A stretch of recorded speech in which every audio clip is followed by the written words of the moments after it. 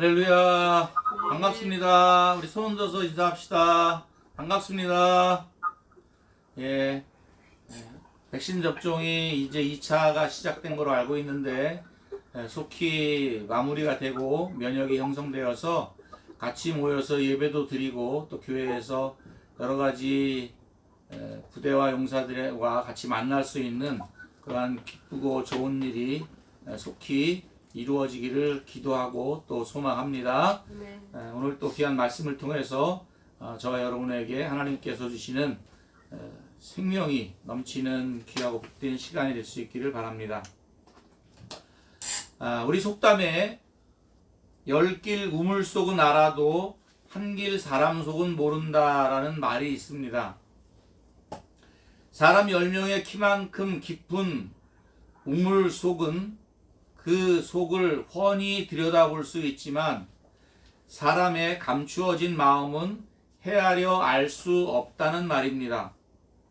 사람은 사람의 속마음을 알 수 없습니다.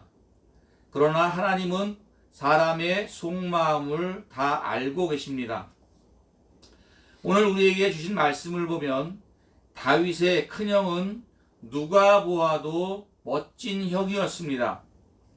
그야말로 대장군이나 왕의 제목처럼 보이는 사람이었습니다. 하나님의 신에 감동한 사무엘 선지자조차도 그의 멋진 외모와 큰 키에 반할 정도였습니다. 그러나 하나님은 그를 왕으로 선택하지 않았고 버리셨다고 말씀하고 계십니다. 하나님은 이새의 7 아들 모두를 선택하지 않으시고 막내 아들 다윗을 택하셨습니다. 왜 하나님은 다윗을 이스라엘의 왕으로 선택하셨을까요? 누가 봐도 멋진 장남 엘리압이나 그 위에 많은 형들이 있었지만 하나님의 선택은 다윗이었습니다. 성경에는 엘리압과 그 형들의 실수나 성품에 대해 기록하지 않았습니다. 다만 하나님은 사람의 마음속을 보신다고 말씀하고 계십니다. 이와 비슷한 이야기가 있습니다. 아담의 2 아들 가인과 아벨입니다. 2 아들이 제사를 드렸는데 가인의 제사는 받지 않으시고 아벨의 제사는 받으셨습니다. 2 사람이 똑같이 하나님께 제사를 드렸는데 왜 아벨의 제사만 받으셨을까요? 이도 역시 히브리서에 보면 사람의 마음을 보시기 때문입니다. 아벨은 믿음으로 제사를 드렸다고 말씀하고 계십니다. 오늘 PPT를 갖다 제가 깜빡했네요. 히브리서 11장 4절 다 같이 찾아보겠습니다. 히브리서 11장 4절입니다. 하나님 말씀 찾아봅니다. 히브리서 11장 4절.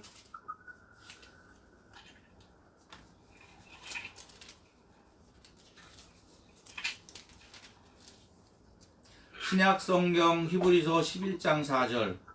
다 같이 읽겠습니다. 시작. 믿음으로 아벨은 가인보다 더 나은 제사를 하나님께 드림으로 의로운 자라 하시는 증거를 얻었으니 하나님이 그 예물을 대하여 증언하심이라.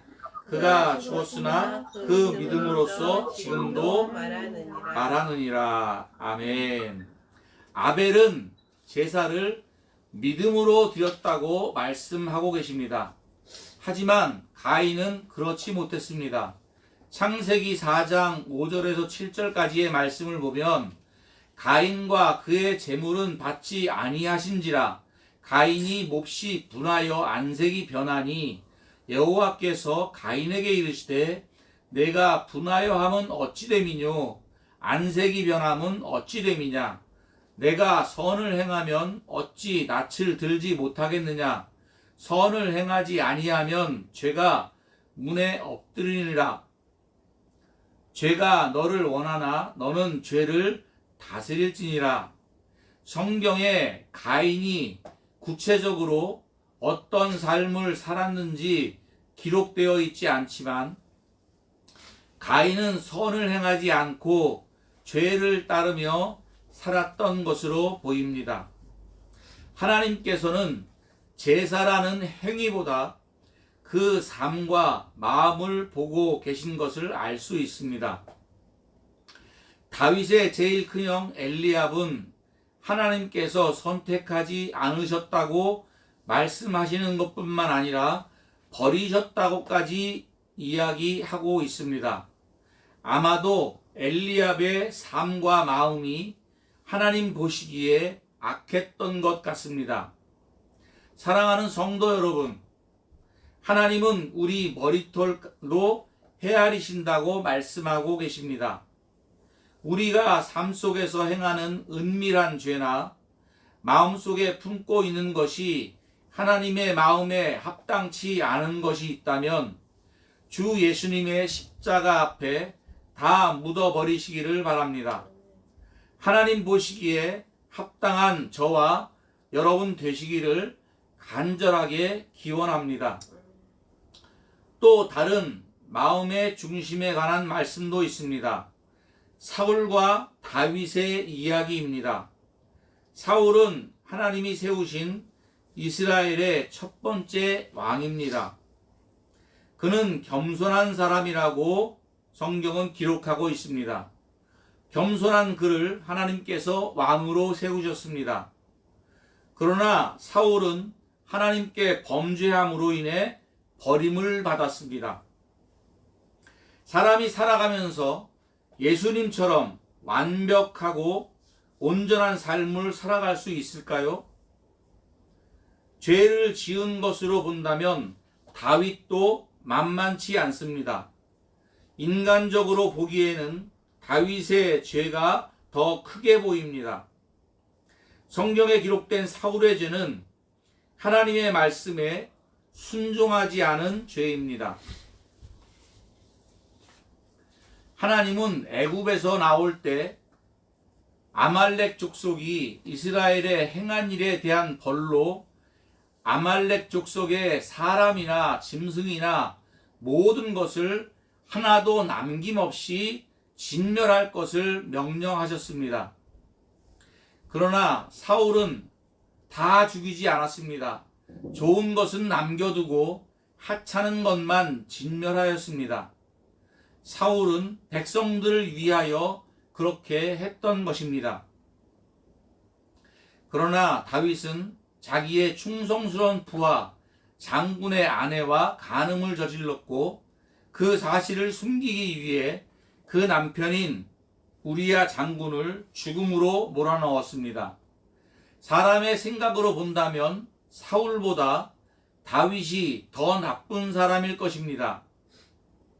하나님은 왜 사울은 버리셨고 다윗은 용서하셨을까요? 역시 하나님께서는 그 사람의 마음의 중심을 보셨습니다. 사울은 왕이 되고 난 후에 삶은 온통 자신과 자신의 가족들을 위해 살았습니다. 자신의 명예와 왕권을 지키기 위하여 살았습니다. 하나님을 사랑하지도 하나님의 마음을 헤아리지도 않았습니다. 그의 관심은 오직 세상에 있었습니다. 하지만 다윗은 비록 더럽고 악한 죄를 지었지만 다윗은 늘 하나님을 바라보고 하나님께 묻고 하나님을 사랑하는 사람이었습니다. 다윗은 하나님을 위해서라면 목숨도 내놓을 만큼 하나님을 존귀하게 생각했습니다. 그리고 다윗은 하나님의 뜻을 따라 살기를 기뻐했던 사람이었습니다. 죄를 지은 다윗이 하나님께 진실로 눈물을 흘리며 회개하였을 때 하나님께서는 그 죄를 용서하셨습니다. 하나님은 이런 다윗을 선택하셨고 귀하게 여기셨습니다. 비록 연약함으로 인해 넘어지고 깨어지고 실수도 하지만 그 마음의 중심에는 하나님을 경외하고 사랑하는 마음의 중심을 보셨던 것입니다. 어느 목사님께서 이런 말씀을 하셨습니다. 하나님께서는 마음의 중심을 보시지만 사람들은 외모를 본다는 것입니다.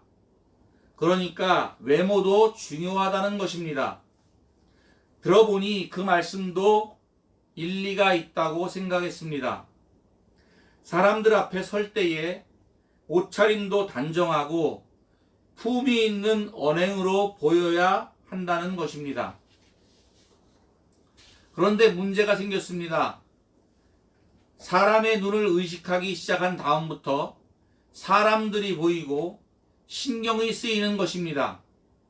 사람들에게 좋은 평판과 높임을 받기를 원하는 마음이 생기고 그렇지 않을 때에는 서운하기도 했습니다. 그래서 다시 마음을 먹었습니다. 사람들의 평가와 눈에 초점을 맞추지 않기로, 그것들을 의식하지 않기로 생각했습니다. 사울의 실수는 백성들의 마음을 얻기 위해 하나님의 말씀을 적당히 순종했습니다. 백성들이 사울 왕에게 좋은 것은 남겨두었다가 하나님께 제사를 드리는 것이 어떠냐고 제안했을 때 그것을 따랐습니다. 하나님의 말씀보다 사람의 생각을 따랐던 것입니다. 순종에는 적당한 순종이 없습니다. 하나님은 생명 있는 모든 것을 진멸하라고 했지만 다윗은 좋은 것은 남겨두고 하찮은 것만 진멸했습니다. 불완전한 순종이 아니라 하나님 말씀을 순종하지 않은 겁니다. 순종하지 않으면 그것은 불순종인 것입니다. 사람들은 하나님께서 불공평한 것처럼 이야기합니다. 왜 가인 대신 아벨일까? 왜 에서 대신 야곱일까? 왜 12 형제 중에 요셉일까? 엘리압 대신 왜 다윗일까? 왜 하나님께서는 저 사람을 높이 세우시고 귀하게 사용하는 것일까? 그저 하나님의 선택일 뿐이라고, 하나님의 주권이라고 말하는 이들도 있습니다. 하나님은 그냥 선택한 것이 아닙니다. 하나님은 그 마음의 중심을 보시는 분이십니다. 선택받은 사람들 하나같이 하나님을 사랑하는 사람들이었습니다. 하나님은 우리 마음속 깊은 것까지 다 알고 계십니다. 진심으로 하나님을 사랑하는지, 그 속에 다른 것을 감추고 있는지, 사랑하는 성도 여러분, 우리 마음의 중심을 온전히 하나님께 드리시기를 축원합니다. 하나님은 우리의 마음을 원하십니다. 아멘.